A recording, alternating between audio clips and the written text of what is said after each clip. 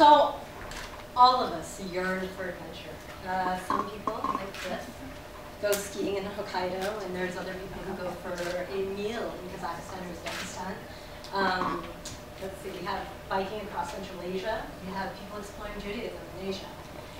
And for me, my adventure was through work. I was living in the United States 10 years ago in southern Illinois, which is where I'm from. And I was working at a local newspaper there, and I applied for a job. Got a job with the Associated Press in Bangkok. So I moved to Bangkok. Covered from 2002 to 2006, the tsunami, SARS, bird flu, the coup in 2006, and then moved to Afghanistan, suicide bombings, violence against women, and a number of social issues. And then war is a little bit tiring, so I ended up moving back to Thailand. And I quit the AP, moved back to Thailand, and now for the past few years I've been covering about 6 or 7 countries, ranging from Indonesia, Myanmar, Papua New Guinea, etc. I could chew your ear off, your ear would fall off. I could chew your ear off and talk about these stories and these adventures that I've taken across Asia, Central Asia, Afghanistan. This is the Bandhan here in Afghanistan. However, I'm going to spare you. These are the Hindu Kush in Kabul. And instead I'm going to take you on small adventures, everyday adventures. What has become for me everyday adventures. My everyday adventures began after Afghanistan. My bike, which was in storage when I was in Afghanistan. My husband, who's in this photo, he came back from Afghanistan before he returned to Thailand and took all of our stuff out of storage. And he dusted off my bike and was biking all around. And by the time I returned to Thailand, I said, oh, my bike.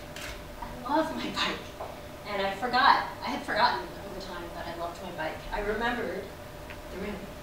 I remembered biking in southern Illinois, where I grew up. Out of the house, down the hill, through the local cemetery. This is a town of 2,900 people where I grew up. And through the local cemetery to the pool and to the Ben Franklin 5 and Dime. In New York, where I lived for 8 years, went to university and worked, I commuted to work from the Lower East Side up to Times Square. I think biking allows you to see things in a different way. It allows you to take a journey so that you're not just going to the destination. You're actually taking a journey along the way to your destination. Coming here today, to avoid the rain, I took the train from Central to Wanchai, is it? I don't remember the name of the station here. Anyway, when you're in the train, you go maybe a few kilometers, and you miss everything. You see nothing. You don't interact with the shopkeepers. I don't know how many cupcake shops I missed. And when you're in a cab, it's the same thing. Maybe you're on your smartphone, and you go from stoplight to stoplight, and you look up and you say, oh, I'm here. And you don't really get to interact with the people around you. This is what biking has allowed me to do. It's given me a journey along the way. One of my girlfriends suggested to me that I take a ride to the Gulf of Thailand, a trip to the Gulf of Thailand. This is actually on the Gulf of Thailand. It's in Bangkok, believe it or not. When you're in central Bangkok, you can't quite feel it, but Bangkok is on the Gulf of Thailand. And the city limits actually extend all the way to the Gulf. And you can go through this amazing mangrove forest along this wooden path, and it's just gorgeous. You can go to this restaurant, a seafood restaurant, in the middle of the water, in the middle of the Gulf, and watch the sun as it sets into the sea. It's about a 20 or 30 minute cab ride from central Bangkok, if you're interested. And, or, if you'd like, you can do a bike ride to the Gulf of Thailand. It is possible, I did it. It's about a full day. And this is where the path, my path on the bicycle, and the path of the cab diverge. Basically, My first message to you is that I would encourage all of you to bike, to walk, to use your body more to get to places. And you'll discover the nooks and crannies around you, secrets and surprises, and it's completely unpredictable, this journey. And that's what I love about biking and walking, is the unpredictability of it. Because as I was biking to the Gulf of Thailand, this was the destination. This is the Gulf itself. It was a beautiful, beautiful ride. This is at the end of the mangrove forest. As I biked to the Gulf of Thailand, one of the places I discovered was this. This is known as the lungs of Bangkok. It's surrounded on 75% of its sides by Bangkok. You'll see in here Saturn and Sukhumvit over there, and this is all central Bangkok. And right here is the Propadang Peninsula. This is where I live now. It's a beautiful place. It's a riverine island. It has been preserved as a green area, so it is known in Thai and in English as the lungs of Bangkok. The king has taken it under his wing, his generous wing, and he's put a dike around the entire island to protect it. And the government also bought up a ton of the land so that it can't be developed. It's beautiful. It's amazing.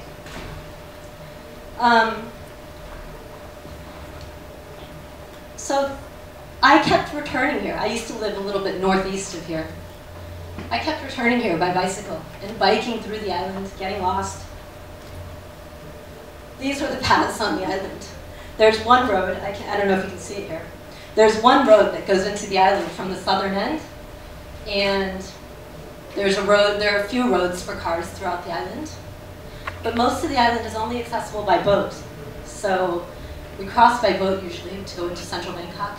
And the rest of the island is traversed by this intricate web of little sidewalks. You kind of have to be a good cyclist to go there.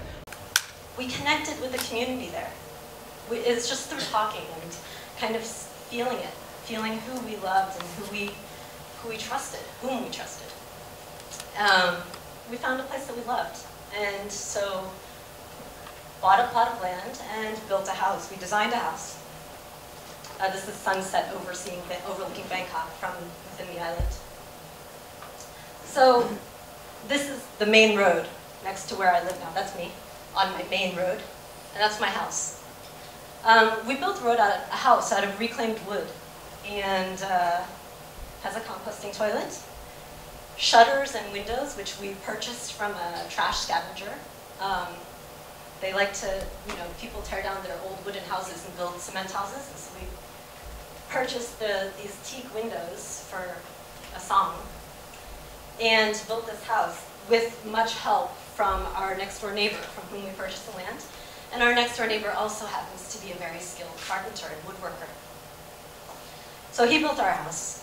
And a friend once said to me, "You must have taught the villagers so much that you have this green house, this eco house, basically." And I would say to the contrary, the villagers have taught me so much, and I continue to learn so much from them. This is the uncle who built our house next door. He's an amazing woodworker. And Uncle Brisha taught us how to taught us about woodwork. But he also taught us little things about rainwater. For example, a few decades ago, the Thai government had a program to collect rainwater, encouraging people to collect rainwater for drinking, for usage, for whatever. And they had these 1,700-liter urns that were built in each local village. And they would, you could basically, if you're a villager, you could go and get one. You could purchase it for a very low price. Back then, before there were sidewalks and roads in the neighborhood, the villagers had to go to the local temple, toss the urn into the canal, and swim back with it and float along with this 1,700-liter cement urn back home to put in their rainwater collection from the roof. But the Brisha also taught us about how to collect rainwater. These are like just simple little things, but it's something that we don't think about. Never use the first rain. The first rain of the season is when your roof is really dirty and covered with bird poo and squirrel poo and whatnot. And your water's going to be really dirty. So they wait until a few rains, wash off the roof, and then they start to collect rain. You can collect one full urn in one storm, basically. And what they do is they let the debris settle for a year and suck off the debris at the bottom of the urn, and then they drink that water. It's delicious. It's so pure. It's divine. Well, I'll let you look at the view from my living room for a while. I don't have a photo of Auntie Somnuk, who is Prisha's wife. She's also amazing. She has a first-grade education. She lives next door to us, too, with Prisha. And from her, we've learned to live off the earth. She is a 50-something-year-old woman, and she trudges into the forest every day and comes out with coconuts, tons of coconuts, this old lady. And I hear her kind of walking back with her coconuts. She takes her machete. Everyone in the neighborhood has a machete, and I now have a machete, I'm proud to say.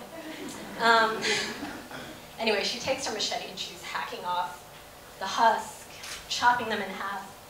And then I listen to her. I can hear her from my house where I work. I can hear her scraping the meat out. And she scrapes the coconut meat out. And then, the worst part is torture. She caramelizes the coconut, and I can smell it, and it wafts through my house. And every a few days, she's a traditional dessert maker, by the way, sorry. She's a traditional dessert maker. So she caramelizes the coconut. And this is interesting. She uses the coconut meat.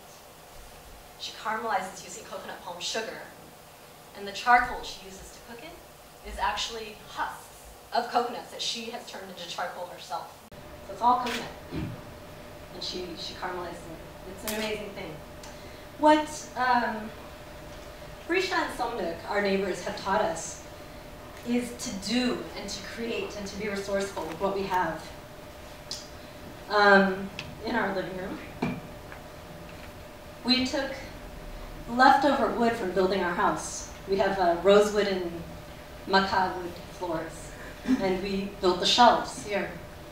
We also built the shelves in our bathroom. We built a kitchen table. Oh, we had a lot of leftover wood. Kitchen table, kitchen counter, and whatnot. And I myself have learned to use local ingredients. I'm now making banana jam, just to eat banana jam instead of French imported jam. So I use the local bananas, local limes, and instead of purified, refined white sugar, I've been using coconut palm sugar, as my neighbor does. And instead of rum, the recipe that I found online, I use rice wine, local rice wine. So we have been able to, I'll just go to this one. This is in our neighborhood also. Every day, I continue to explore this secret utopia in Bangkok, and I always learn something new. We all learned as children how the earth tilts with the seasons. And what I've actually seen in my house in the jungle is I've seen the trajectory of the sun and how it gets really bloody hot as it moves to different parts of the sky, and it cools down as it gets to another part of the sky. It does get cool in Bangkok. I know you didn't know that, but it does. And so I've seen the trajectory of the sun through different parts of the year. I've also learned in my neighborhood, right across from Bangkok, I've learned the calls of different birds. There's a kingfisher, a bright blue little bird, who comes to fish in my neighborhood, and every day he comes to fish actually at the mango tree right outside my kitchen. So I watch him right outside my kitchen fishing every day, and we've learned to recognize his call and the call of other birds, like the racket-tailed drongo, this black bird that's got two little coins at the tail in his butt. He's very cute. We've also learned from our neighbors' folklore and superstition. So last year, on December 10th, you all know, there was a lunar eclipse. And so we and all the neighbors went out to watch the lunar eclipse. We were watching right outside our house. There's a fruit plantation. And we watched as the Earth's shadow crossed the moon. And it crept in, and we were with all the neighbors watching. And when the moon turned to deep, dark orange, all of a sudden, we heard knocking. And we said, what's that? And we looked around, and all the old ladies in our neighborhood were knocking against their trees or knocking against the ground. I said, what are you doing? The old lady with the cane, she takes her cane and she's knocking the tree. And they said that when there's a full eclipse, they knock against things to bear fruit, to make things fruitful. So they knock against their fruit trees to make them fruitful. So we were really excited about this. My husband and I went and grabbed sticks and walked around our house knocking against everything. And that was 5 months ago. It's a good one. So I just wanted to take these few minutes to invite you to dust off your bicycles and go for a ride, to go for a stroll. And as we're all traveling a lot, I'm sure. We're going to different countries for everything. This is my 4th country this year. I'm very tired of traveling. But at home, now, I move more slowly and more deliberately. And every day, I feel like a tourist.